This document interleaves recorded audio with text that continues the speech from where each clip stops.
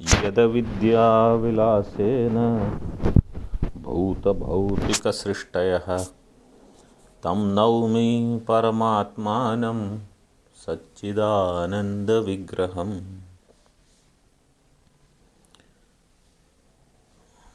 तो तंतु में जो पट है उसका अत्यंताभाव तब सिद्ध होगा जब वो तादात्म्य संयोग से, तादात्म्य संबंध से होगा, संयोग संबंध से नहीं। वो हमने अंतिम में देखा। अब आगे ये वो है सामानाधिकरण्य। अब व्यधिकरण का एक अंश बताते हैं। ये ज़्यादातर मैंने दो टीकाएं देखी, दोनों टीकाओं में ये बताया नहीं है, लेकिन यहाँ इसको दिखाया है। ये हनुमान दास षडशास्त्री नहीं, गजानन शास्त्री ने। इसी तरह एक और विशेषण अत्यंताभाव में जोड़ देना चाहिए। तो जो अत्यंताभाव प्रतियोगित्व जो है, अत्यंताभाव प्रतियोगी, उसमें एतत् तंतुनिष्ठ ये तो विशेषण है, ठीक है, और एक विशेषण जोड़ना चाहिए, ऐसा यहाँ एक आचार्य ने कहा होगा। क्या कहते हैं? व्यधिकरण धर्मान अनवच्छिन्न प्रतियोगिताकत्व, ये विशेषण वहाँ जोड़ना चाहिए। व्यधिकरण धर्म अनवच्छिन्न प्रतियोगिताकत्व, व्यधिकरण धर्म अवच्छिन्न अभाव का ग्रहण करना चाहिए। तो व्यधिकरण धर्म अवच्छिन्न अभाव ये है।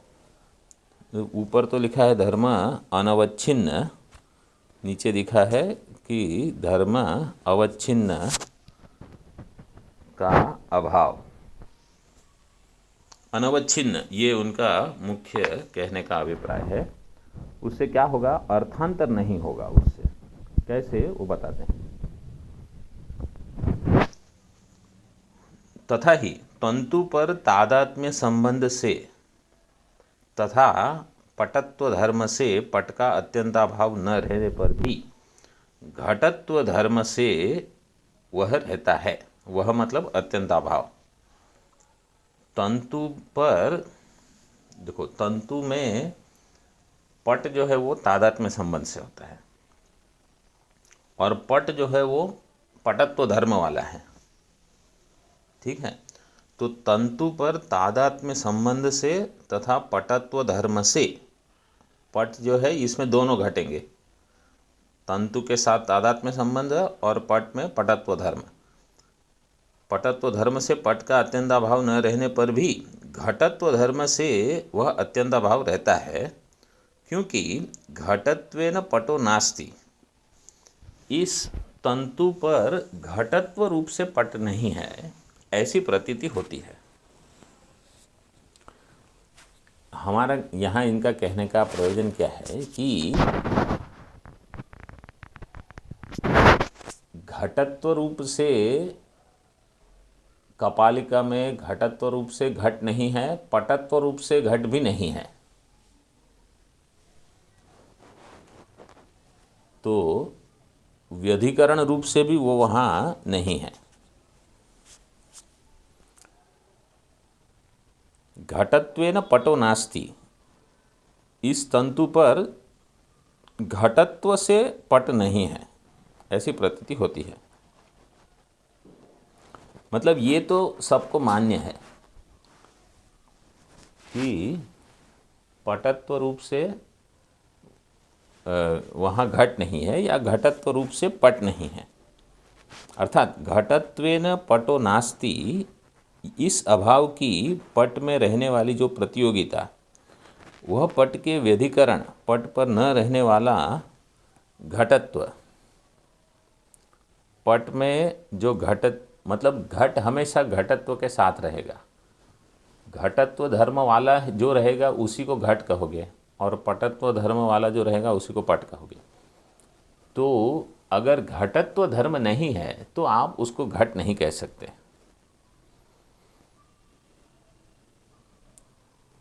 घटत्वेन पटो नास्ति, इस अभाव की पट में रहने वाली जो प्रतियोगिता, वह पट के व्यधिकरण, पट पर न रहने वाले घटत्व धर्म से अवच्छिन्न युक्त है।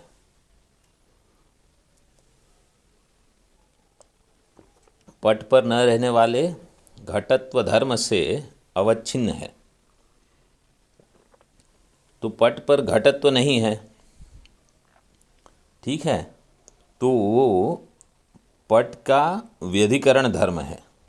पट के व्यधिकरण धर्म से अवच्छिन्न जो है, तो इसलिए ऊपर कहा व्यधिकरण धर्म, ठीक है। अब ऐसे अभाव का ग्रहण कर मिथ्यात्व साधक पूर्वोक्त अनुमान से तंतु पर घटत्वेन पट का अभाव रूप अर्थांतर की ही सिद्धि होती। मतलब ये सिद्धि तो हो जाएगी क्या कि घटत्वेन पटो नास्ति, ये तंतु में पट घटत्वेन नहीं है, तो वो तो अर्थांतर हो गया। अर्थांतर मतलब आपको जो सिद्ध करना था उसके बदले कुछ और। तो अगर कहोगे कि तंतु में पटत्वेन तंतु में घटत्वेन पट मिथ्या है, तंतु में घटत्वेन पट मिथ्या है, अगर आप ये कहोगे, ठीक है, तो पटत्वेन पट मिथ्या है, उसके बदले घटत्वेन पट मिथ्या है, ये सिद्ध हो जाएगा। तो वो हमको नहीं करना है।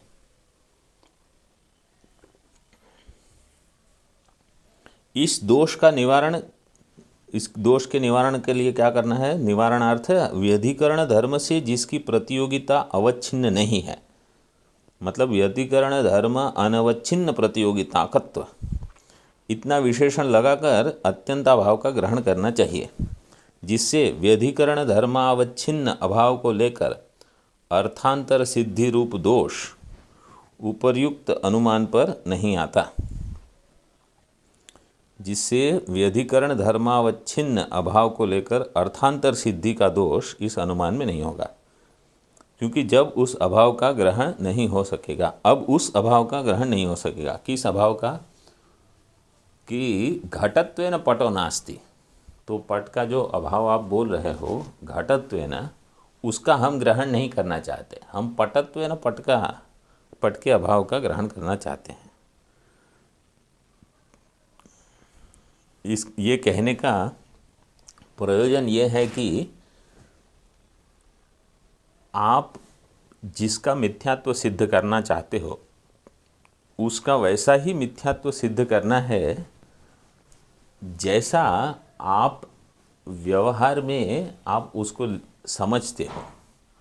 मतलब पट का पटत्वेन मिथ्यात्व सिद्ध करना है और घट का घटत्वेन मिथ्यात्व सिद्ध करना है। इसलिए कहा व्यधिकरण धर्म अनवच्छिन्न। अवच्छेद जो होगा वो उसको सीमित करेगा, ठीक है। अवच्छेद का अर्थ यह है कि आपका जो लक्षण आप बता रहे हो उसको वो वहीं पर सीमित करेगा। तो आप कहोगे कि तंतु में पट नहीं है, तो बोले कौन सा पट नहीं है? घटत्व वाला पट नहीं है कि पटत्व वाला पट नहीं है? तो आप क्या कहोगे? तो पटत्व वाला पट नहीं है, घटत्व वाला पट नहीं है, वो उसके लिए हमको अनुमान थोड़ी चाहिए।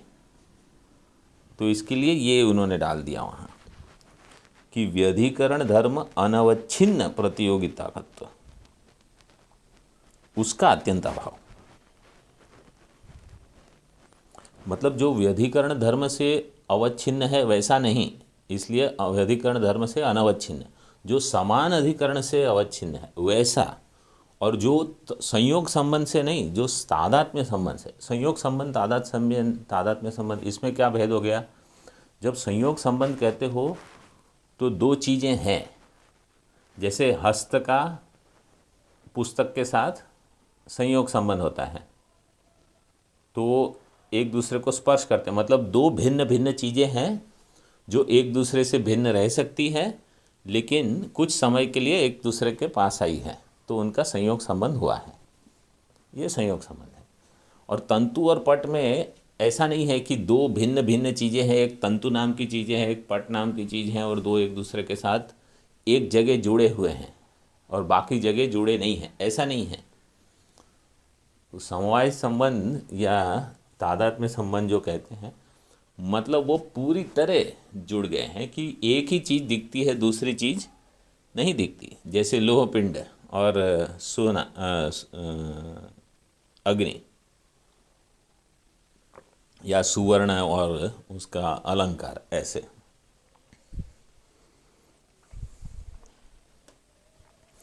अब पटः शब्द से जिस किसी भी पट को पक्ष न बनाकर अयम पटः इसे पक्ष बनाया है। देखो, पटः नहीं कहा, अयम पटः, इस पट के बारे में बताया। क्यों? कारण यह है कि जिस किसी पट को पक्ष बनाकर एतत् तंतुनिष्ठ अत्यंताभाव प्रतियोगित्व को साध्य किया जाए तो वही अर्थांतर दोष पुनः प्राप्त होगा। ये सब देखो, अर्थांतर दोष की निवृत्ति के लिए ऐसे सब बताते रहते हैं, है ना। मतलब कहीं और अर्थ न निकल जाए, इसके लिए देखो परिभाषा को कितनी कसते रहते हैं। जैसे अभिमत पद बताया, और फिर ये और एक पद क्या था, हाँ, यावत निष्ठ। अभिमत पद था, यावत पद था। फिर यहाँ कह रहे हैं अयम पटः एतत् तंतुनिष्ठ अत्यंत अभाव। अयम पटः, क्योंकि अन्य कोई भी पट एतत् तंतुनिष्ठ नहीं होता। इस तंतु में एतत् जब आप कहते हो यह, तो किसी अन्य पट के अभाव को वो तो सब जानते ही हैं ना, उसको बताने की थोड़ी ज़रूरत है। इस तंतु में यह पट नहीं है, अयम पटः, तो इसलिए पक्ष में पटः नहीं कहा, सामान्य पट नहीं लिया, अयम पटः ऐसे। ये अहंकार, जब इस अहंकार का अत्यंताभाव आप देखोगे, और कैसे, वैसे ही जैसे यह अहंकार आपको परिचित है, उस अहंकारत्व के साथ वहाँ वो नहीं है, तभी तो उसका मिथ्यात्व होगा। वो कोई और अहंकार यहाँ नहीं है, वो तो ठीक ही है ना, जगत मिथ्या में बाकी सब लोग मिथ्या है तो होने दो। दुनिया में रोज कितने लोग मरते हैं, कौन किसको पूछता है? हजारों में, लाखों में लोग मरते हैं, वो कौन किस, सभी का अभाव है। ये तो जब इस अहंकार के, इसका ही मिथ्यात्व आपको जान लेना है बस। अन्य कोई भी पट एतत् तंतुनिष्ठ नहीं होता, इसलिए अयम पट इतना पक्ष कोटि में रखना पड़ा। इसी प्रकार इसी दोष के निवारणार्थ एतत् कालीनत्व विशेषण भी जोड़ देना चाहिए। अब ये आचार्य कहते हैं एतत् काल को भी वहाँ जोड़ना चाहिए। क्यों? बोले इस काल में नहीं है, वर्तमान काल में। अब कहोगे कि भूतकाल में नहीं था, हाँ, भूतकाल में केवल तंतु थे, पट नहीं थे, वो तो सभी लोग को मान्य है। जब भविष्य में आप तंतु सब अलग करके रख दो जमीन पर, बोले यहाँ पट नहीं है, वो तो ठीक है। लेकिन वो जब तंतु का समवाय पट बन के दिख रहा है, उसी समय वहाँ पट नहीं है। जैसे शरीर की मृत्यु हो जाए और फिर अहंकार दिखे ही नहीं, क्योंकि पंच महाभूत चले गए, स्थूल सूक्ष्म कहीं और, फिर कहोगे कि ये अहंकार मिथ्या, तब तो वो है ही नहीं, तो तब तो वो और कहीं चला गया। तो इसलिए एतत् कालीनत्व, ये विशेषण, इस पर कदाचित आप यह कहें कि इस तंतु में पट का समवाय है, इस प्रत्यक्ष अनुभव का बाद होगा। तो कोई कहेगा कि लेकिन प्रत्यक्ष अनुभव क्या है कि वहाँ तंतु में पट है, तो वो प्रत्यक्ष ज्ञान का बाद हो जाएगा अनुमान से, तो ये ठीक नहीं है। परंतु यह भी उचित नहीं, क्योंकि प्रत्यक्ष प्रमाण भ्रम और प्रमा दोनों के लिए साधारण होने से, प्रत्यक्ष प्रमाण भ्रम और प्रमा, जैसे आप कहोगे कि मैंने रज्जू देखी, तो कैसे देखी? बोले प्रत्यक्ष प्रमाण से। और अगर रज्जू में सर्प देखा तो कैसे देखा? प्रत्यक्ष प्रमाण, वो भी प्रत्यक्ष प्रमाण से ही ज्ञात है ना। तो लेकिन उसका बाद होता है। तो इस प्रकार दोनों के लिए प्रत्यक्ष प्रमाण साधारण होने से चंद्र प्रादेश मात्र है। इस प्रत्यक्ष अनुभव का शास्त्र से जैसे बाध होता है, चंद्र प्रादेश मात्र है मतलब एक छोटा चंद्र है ऐसा ऊपर दिखता है, उसका वो प्रत्यक्ष प्रमाण से ज्ञात हुआ और शास्त्र से उसका बाध होता है, वैसे समवाय से प्रत्यक्ष का कहीं बाध तो नहीं होता। इस प्रकार के संदेह मात्र से ही समवाय का प्रत्यक्ष बाधित समझा जाता है। इसलिए वैसे समवाय से प्रत्यक्ष का कहीं बात तो नहीं होता, इस प्रकार के संदेह मात्र से ही समवाय का प्रत्यक्ष बाधित समझा जाता है। तो लोग क्या करते हैं, जो समवाय है उसको बाधित समझते हैं और प्रत्यक्ष है उसको नहीं बाधित समझते। ठीक है, तो यहाँ कहते हैं कि इसलिए तंतु और पट के समवाय के प्रत्यक्षाबाध रूप दोष नहीं होता। इस विषय में चित्त सुखाचार्य की सम्मति ऊपर निर्दिष्ट ही कर चुके हैं। तंतु और पट के प्रत्यक्ष का बाध रूप जो दोष है, ये नहीं, दोष नहीं होता मतलब उसमें दोष नहीं है कि प्रत्यक्ष का बाध हो तो अगर वो मिथ्या है तो उसको प्रत्यक्ष के बाद को दोष नहीं कहते। मतलब जैसे रज्जु में अगर सर्प दिख रहा है और आपने कहा कि मैंने अपनी आँखों से देखा है वहाँ सर्प है और वो प्रत्यक्ष प्रमाण से ज्ञात हुआ, तो उसका जो बाद होता है वो बाद जो है वो प्रत्यक्ष का बाद नहीं, वो भ्रांति का बाद हुआ है, प्रत्यक्ष प्रमाण का बाद नहीं हुआ है। वो आपकी भ्रमा थी उसका बाद हो गया। इस विषय में चित्त सुखाचार्य की सम्मति ऊपर निर्दिष्ट कर ही चुके हैं। इसी प्रकार अन्यान्य अनुमानों में भी बताया जा सकता है। रूपी पदार्थ में विद्यमान अपने अत्यंत अभाव का प्रतियोगी है, क्योंकि उस पर गुणत्व है स्पर्श के समान। क्रिया आदि में भी ऐसी ही अनुमानों की कल्पना कर देनी चाहिए। इस प्रकार रूप में स्पर्श मतलब यहाँ स्पर्श के समान दिया है। इतर गुण मतलब रूप को छोड़ के वो भी मिथ्या है, ऐसे समझ में आया कि नहीं वो वाक्य? कल ही हमने कर लिया। हाँ,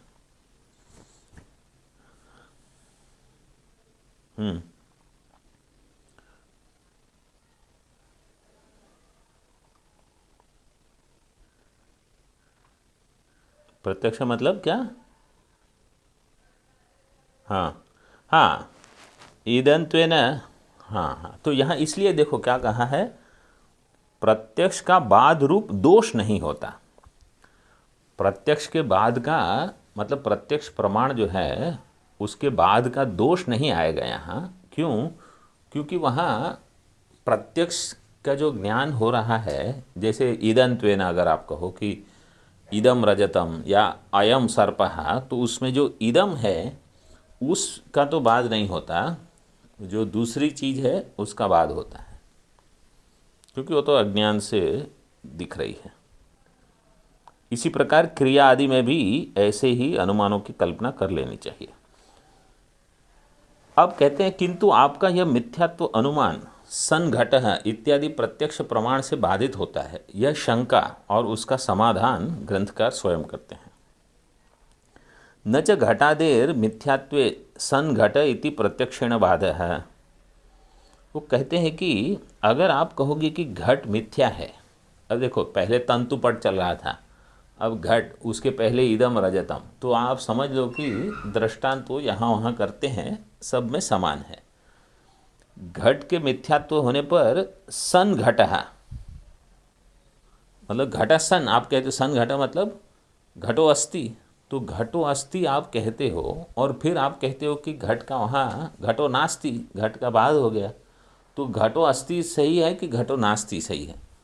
तो देखो यहाँ सुंदर, अभी ये मतलब ये वेदांत का अच्छा मतलब व्यावहारिक इसकी समझ कैसी होनी चाहिए। प्रत्यक्षेण न च बाधः, न च आएगा साथ में कि इसका जो घट है उसका हम प्रत्यक्ष से बाध नहीं कर रहे हैं। इसका अर्थ क्या है? देखो, अधिष्ठान ब्रह्म सत्तायाः तत्र विषयतया घटादेः सत्यत्व असिद्धेः।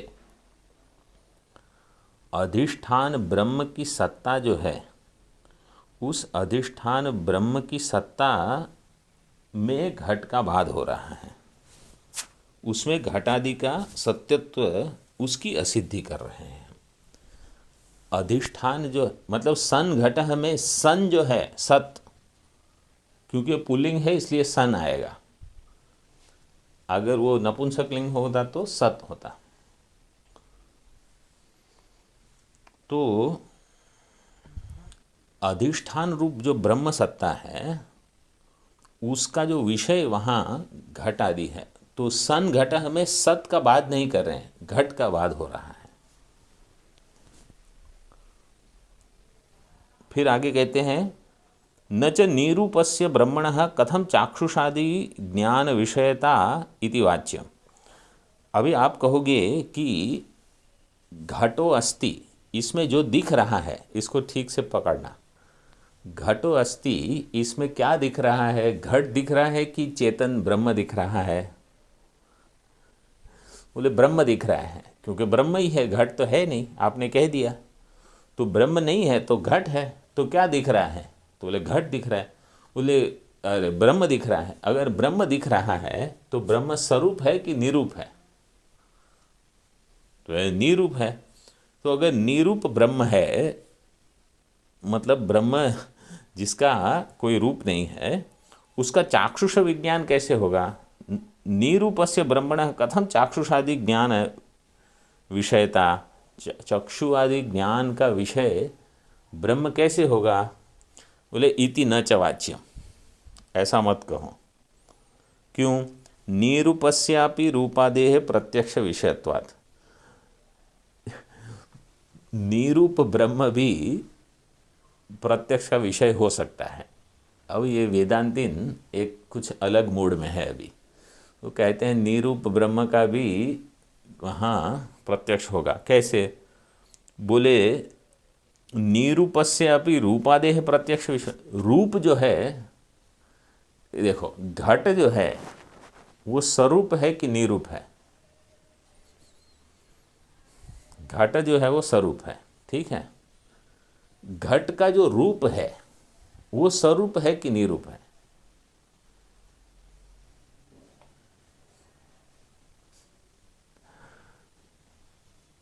नहीं, वो निरूप है। क्योंकि रूप जो है वो गुण है ना। घट का जो रूप है उस रूप का रूप नहीं है, घट का रूप है। रूप मतलब रंग। इसको हम जिसको रूप कहते हैं वो वास्तव में वो कलर के लिए रूप शब्द प्रयोग करते हैं। तो जैसे घट जो है ना वो लाल कलर का है समझो, तो लाल रंग जो है उसका रूप है? उसका रूप नहीं है, घट का रूप है, रूप का रूप नहीं है। इसलिए देखो क्या कहा, निरूपस्य द्रव्यस्य, निरूपस्यापि रूपादेह। रूप आदि जो है मतलब वो रूप आदि गुण है, गुण का रूप नहीं होता।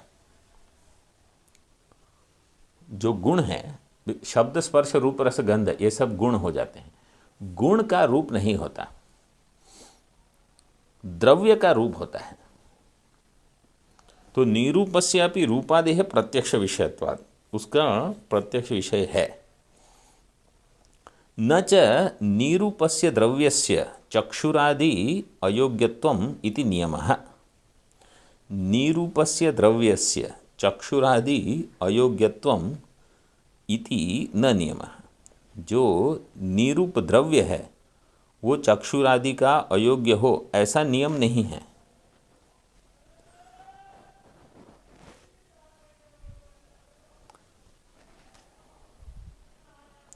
तो मतलब जो भी द्रव्य है वो अगर रूप वाला नहीं है तो चक्षुरादि योग्य नहीं होगा, ऐसा कोई नियम नहीं है। अब ये उनके मत में नियम हो, न्याय वालों के मत में। हमारे यहाँ ये नियम नहीं है। क्यों कहते हैं? मन मते ब्रह्मणो द्रव्यत्व असिद्ध है। वो कहता है कि नहीं नहीं, ऐसा द्रव्य हो जिसका रूप नहीं है तो उसका ज्ञान नहीं होगा। हम कहते हैं ब्रह्म द्रव्य ही नहीं है। वो क्या कहते हैं कि अगर कोई वस्तु द्रव्य है और उसका रूप नहीं हो तो उसका चाक्षुष ज्ञान नहीं हो सकता। पहले हमने उसने क्या कहा कि निरूप वस्तु का ज्ञान नहीं हो सकता।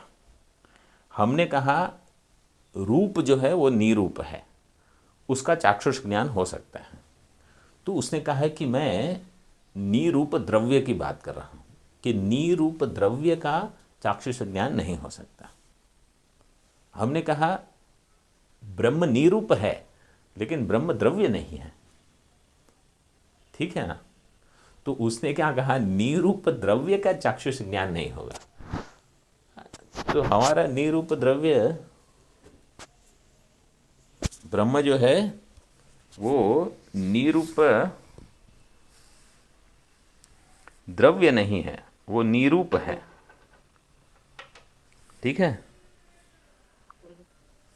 फिर कहते हैं कि मन, इसलिए कहा मन मते ब्रह्मणो द्रव्यत्व असिद्ध है। हमारे मत में ब्रह्म का द्रव्यत्व ही सिद्ध नहीं है। क्यों? बोले द्रव्य की परिभाषा क्या है?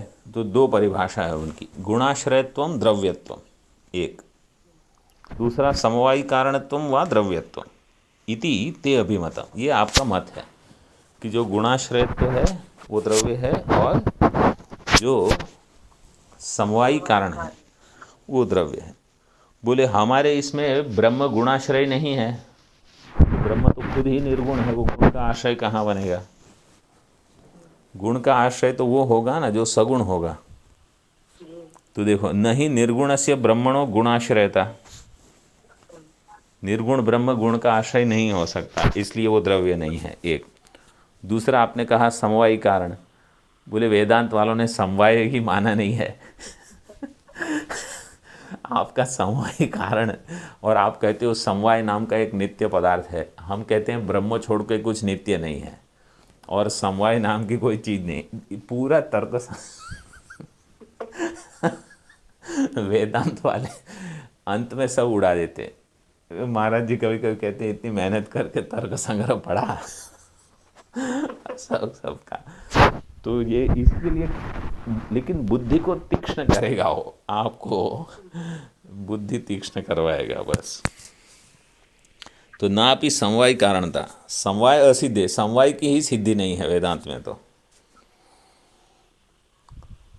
फिर कहते हैं, वो पूर्व पक्षी कहता है कि क्या मैं जो कहता हूँ सबको आप ना कहते हो।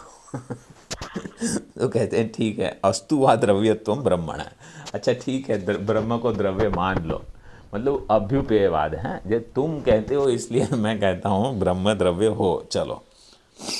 फिर भी तथापि निरूपस्य कालस्य इव चाक्षुषादि ज्ञान विषयत्वे अपि न विरोध है। काल है वो स्वरूप है कि निरूप है? हाँ, तो काल का आपको प्रत्यक्ष होता है कि नहीं? होता है बस। तो जैसे काल का प्रत्यक्ष हो गया वैसे ब्रह्म का भी।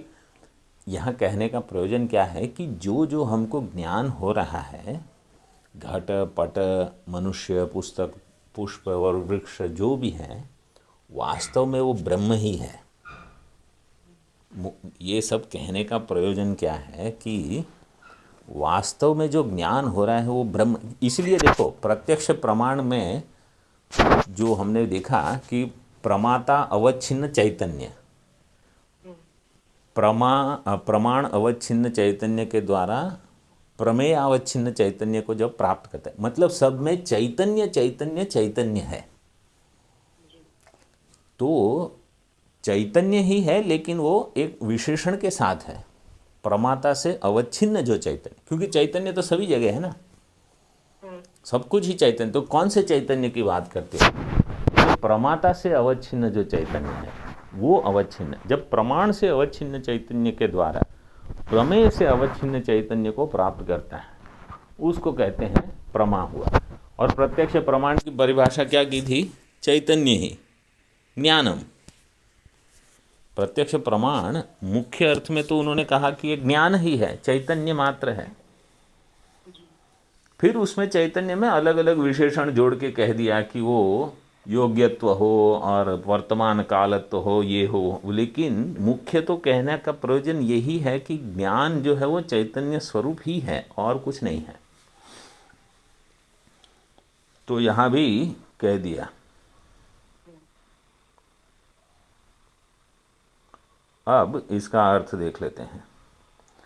घटादि ब्रह्म भिन्न पदार्थों में ब्रह्म भिन्नत्व होने से ही मिथ्यात्व है। इस प्रकार अनुमान करने पर संघटः विद्यमान घट इस प्रत्यक्ष ज्ञान से उसका बाद होता है, यह कहना ठीक नहीं प्रतीत होता है। इस प्रत्यक्ष ज्ञान से, देखो यहाँ संघटः विद्यमान घट इस प्रत्यक्ष ज्ञान से उसका बाद होता है, यह कहना ठीक नहीं प्रतीत होता है, क्योंकि यह विद्यमान घट इस ज्ञान में अधिष्ठान रूप ब्रह्म सत्ता विषय है। विद्यमान घट इस ज्ञान में अधिष्ठान रूप ब्रह्म सत्ता विषय है, मतलब विषय क्या बन रहा है? ब्रह्म सत्ता। इस कारण उस सत्ता से पृथक स्थित घटादि पदार्थों के सत्यत्व की सिद्धि नहीं होती। इस पर यदि आप पूछें कि रूप रहित ब्रह्म चाक्षुष विज्ञान का विषय कैसे होता है, तो उसका उत्तर है यह होगा कि रूप रहित रूप में प्रत्यक्ष विषयता जैसी आपने मानी है, ये रूप रहित रूप जो है ना, ये पहली बार जब मैंने पढ़ा तो मुझे भी अटपटा लगा कि क्या बात कर रहे हैं, रूप रहित रूप, रूप रहित रूप। फिर समझ में आया कि ये रूप के बारे में चर्चा कर रहे जो अपने आप में बिना रूप वाला है। तो रूप रहित रूप में प्रत्यक्ष विषयता जैसी आपने मानी है, वैसी ही रूप रहित ब्रह्म में चाक्षुष ज्ञान विषयता के होने में कोई विरोध नहीं है। वो कहते हैं नहीं, परंतु निरूप जो है, निरूप रूप ये गुण है, और निरूप द्रव्य में चाक्षुष प्रत्यक्ष होने की योग्यता नहीं होती, ऐसा हमारा विशेष नियम है। तो यह कहना भी ठीक नहीं, क्योंकि हमारे मत में ब्रह्म द्रव्य नहीं है। कारण यह है कि गुणाश्रयत्व या समवायी कारणत्व को ही तार्किकों ने द्रव्य माना है, परंतु निर्गुण ब्रह्म में गुणाश्रयत्व का संभव नहीं है। समवायी कारणत्व रूप लक्षण का ब्रह्म में संभव नहीं है, क्योंकि समवाय नामक कोई पदार्थ ही नहीं है। अथवा तुष्यतु दुर्जन न्याय से ब्रह्म को द्रव्य मान लेने पर भी जैसे रूप रहित काल का प्रत्यक्ष होता है, वैसे ही ब्रह्म का भी यदि चाक्षुष प्रत्यक्ष हो तो इसमें किसी प्रकार का विरोध नहीं है। ब्रह्म से भिन्न समस्त प्रपंच मिथ्या, यह अनुमान ऊपर किया गया है, परंतु ब्रह्म से भिन्न घट पटादि समस्त पदार्थ असत न होकर सत है। ब्रह्म से भिन्न समस्त प्रपंच मिथ्या, परंतु ब्रह्म से भिन्न घट पटादि समस्त पदार्थ असत न होकर सत है, क्योंकि उनका ज्ञान हमको कैसा है? सन घटः सन पटः ऐसे होता है। यह अनुभव प्रत्यक्ष है और इस प्रत्यक्ष ज्ञान से अनुमान का बाद होता है, परंतु ऐसा समझना अनुचित है, क्योंकि सन घटः इत्यादि प्रत्यक्ष ज्ञान में सन और घट ये दो विषय हैं। उनमें सन मतलब सत जो है, इस ज्ञान का विषय सद ब्रह्म है, और घट इस ज्ञान का विषय है सद भिन्न असद घट। इसलिए सन घट है इस प्रत्यक्ष ज्ञान का विषय अधिष्ठान ब्रह्म सत्ता होने से उससे भिन्न की घटादि असत पदार्थों की सत्यता सिद्ध नहीं होती। ठीक है, ये सरल है। अभी तो शंका करते हैं रूप रहित ब्रह्म का चाक्षुष प्रत्यक्ष नहीं होता, तब सन घट इस प्रत्यक्ष का विषय सद ब्रह्म कैसे हो सकता है? समाधान देते हैं निरूप पदार्थ का प्रत्यक्ष नहीं होता। आपका यह नियम अव्यभिचारी नहीं है किंतु व्यभिचारी है, क्योंकि रूप से रहित रूपादिकों का प्रत्यक्ष होता है, अतः निरूप पदार्थ का प्रत्यक्ष ज्ञान नहीं होता। यह नियम व्यभिचरित है। इस पर आप कह सकते हैं, यह कहें कि रूप रहित रूपादि गुणों का प्रत्यक्ष नहीं होता, ऐसा हमारा नियम नहीं है, परंतु रूप रहित द्रव्य में चाक्षुष प्रत्यक्ष होने की योग्यता नहीं होती, यह नियम है। तो यह भी ठीक नहीं, क्योंकि हमारे मत में ब्रह्म की द्रव्य में गणना नहीं है, अतः द्रव्य के विषय में आपका विशेष नियम होने पर भी हमारी कोई हानि नहीं है। शंका करते हैं ब्रह्म में द्रव्यत्व तो नहीं है, ये आप कैसे कहते हैं? तार्किकों ने द्रव्य के दो लक्षण किए हैं, उन दोनों की ब्रह्म में संभावना न हो सकने से उसमें द्रव्यत्व नहीं है। आपके यहाँ गुणाश्रयत्वम द्रव्यत्वम, गुण के आश्रय को द्रव्य कहा गया है, परंतु साक्षी चेता केवल और निर्गुणश्च, इस श्रुति में ब्रह्म को स्पष्टतया निर्गुण कहा है, इसलिए सत्वादि गुण रहित ब्रह्म रूपादि गुणों का भी आश्रय नहीं हो सकता, क्योंकि वैशेषिकों के सम्मत रूपादि गुण सत्वादि तीन गुणों के ही परिणाम हैं। इस कारण गुणाश्रयत्व रूप द्रव्य लक्षण ब्रह्म में घटित नहीं होता। समवाय पदार्थ का अस्तित्व ही न होने से ब्रह्म में समवायी कारणता नहीं है, उसके न होने से समवायी कारणत्व रूप द्रव्य लक्षण भी ब्रह्म में नहीं घटित होता है। अथवा ब्रह्म में यथा कथनचित द्रव्यत्व मान भी ले, तथापि निरूप द्रव्य प्रत्यक्ष के योग्य नहीं होता, यह नियम नहीं बना जा सकता, क्योंकि इस काल में यहाँ घट नहीं है। इस प्रतीति के बल पर अध्वर मीमांसकों ने जैसे इंद्रिय विषयता काल में स्वीकार की है, उसी प्रकार सन घट है इत्याकारक प्रतीति में अन्य किसी कारण के न होने से उस अनन्यथा सिद्ध प्रतीति के बल पर हम भी ब्रह्म में चाक्षुषत्व स्वीकार करते हैं। चाक्षुष है, इसलिए ब्रह्म व्यतिरिक्त पदार्थ की चाक्षुषत्व में ही महत्व के साथ उद्भूत रूपवत्व प्रयोजक होता है, ब्रह्म की चाक्षुषता में नहीं।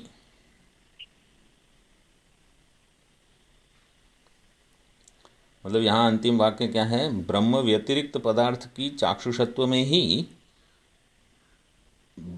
महत्व के साथ उद्भूत रूपवत्व प्रयोजक होता है। मतलब जो ब्रह्म से व्यतिरिक्त है, क्योंकि वो द्रव्य है और वहाँ चाक्षुषत्व में जो प्रयोजक है वो रूपवत्व है, लेकिन ब्रह्म में उस प्रकार का प्रयोजक रूप है नहीं, इसलिए ब्रह्म की चाक्षुषत्व के लिए रूपत्व प्रयोजक नहीं है। ब्रह्म की चाक्षुषता में रूपत्व प्रयोजक नहीं है, ब्रह्म की चाक्षुषता में नहीं, इसको ऐसे समझ लो, ब्रह्म की चाक्षुषता में रूपत्व प्रयोजक नहीं है। अब देखो आगे कहते हैं, रूप रहित काल का प्रत्यक्ष मानने पर आकाश में बलाका इस प्रतीति के बल पर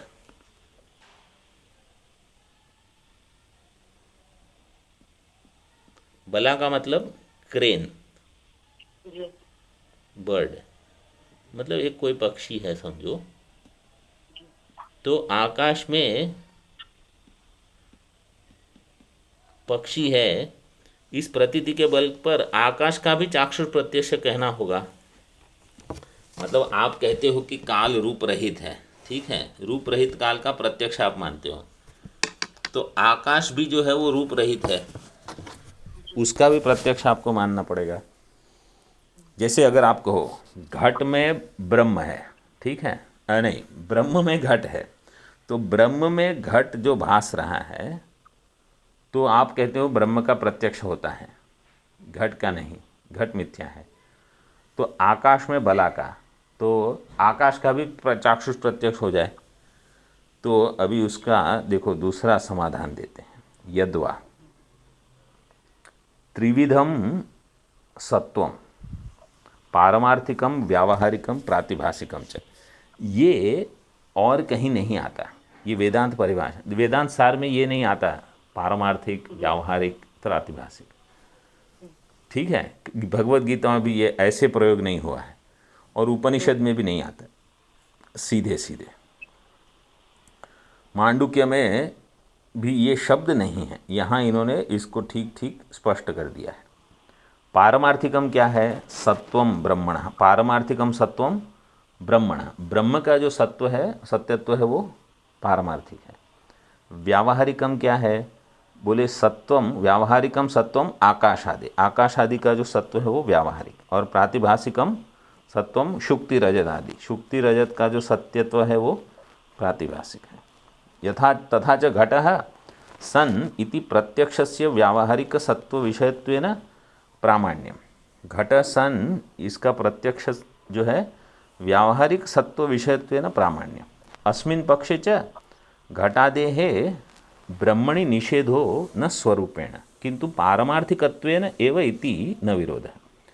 हम जो घट का निषेध कर रहे हैं वो व्यावहारिक घट का व्यावहारिक विषयत्वेन निषेध नहीं हो कर रहे हैं, पारमार्थिकत्वेन निषेध कर रहे हैं। समझ में आया? मतलब ठंड लग रही है अभी, तो जिसको ठंड लग रही है अगर वो सत्य है अहंकार, तो अहंकार के स्तर पर ठंड भी सत्य है और उसके लिए गर्म कपड़े भी आपको लगेंगे। ब्रह्म में अहंकार मिथ्या है और इसके लिए ठंड भी मिथ्या है। तो ब्रह्म इसलिए देखो कहा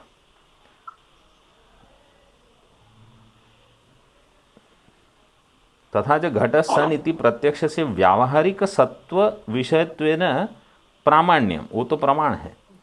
अस्मिन् पक्षे च घटादेः ब्रह्मणि निषेधो न स्वरूपेण, स्वरूपेण मतलब देखो 6 नंबर टिप्पणी, स्वरूपेण का अर्थ है न स्वरूपेण न व्यावहारिकत्वेन किंतु पारमार्थिकत्वेन एव इति न विरोधः। अस्मिन् पक्षे च मिथ्यात्वलक्षणे पारमार्थिकत्वावच्छिन्न प्रतियोगिता कत्वम अपि अत्यंताभाव विशेषणम द्रष्टव्य। इसलिए वो आपने कहा कि अत्यंताभाव अवच्छिन्न प्रतियोगिता, उसमें आप इसको भी जोड़ लो, क्या पारमार्थिकत्वावच्छिन्न प्रतियोगिताकत्वम अत्यंताभाव विशेष, अत्यंताभाव में ये विशेषण जोड़ दो, पारमार्थिकत्व अवच्छिन्न प्रतियोगिताकत्व। मतलब पारमार्थिक रूप से वो घट मिथ्या है, पारमार्थिक रूप से तंतु में पट मिथ्या है। व्यावहारिक तो है ही, अभी आप व्यावहारिक स्तर पर आप कहोगे कि वहाँ पट नहीं है और फिर उसी से व्यवहार तो चल ही रहा है। मतलब जब तंतु को देखोगे तो पट मिथ्या हो गया, वैसे जब कारण को देखोगे तो कार्य मिथ्या हो गया।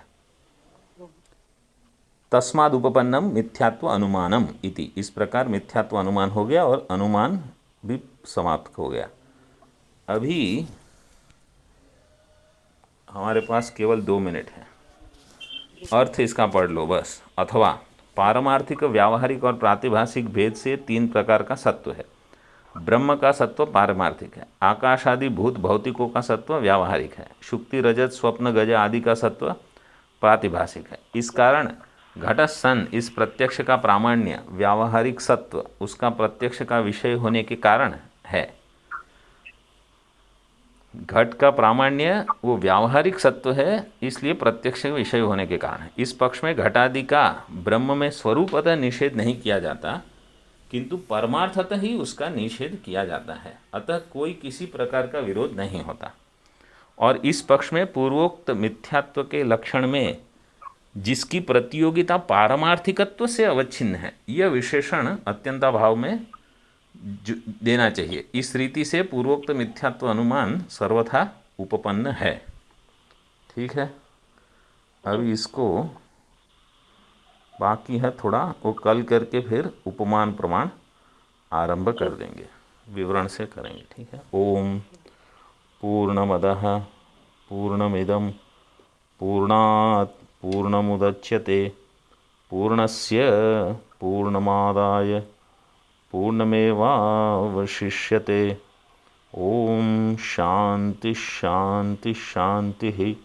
शंकरं शंकराचार्यं केशवं बादरायणं सूत्रभाष्यकृतौ वन्दे भगवन्तौ पुनः पुनः। ईश्वरो गुरुरात्मेति मूर्तिभेदविभागिने व्योमवद्व्याप्तदेहाय दक्षिणामूर्तये नमः। ओम शांति शांति शांति। ओम।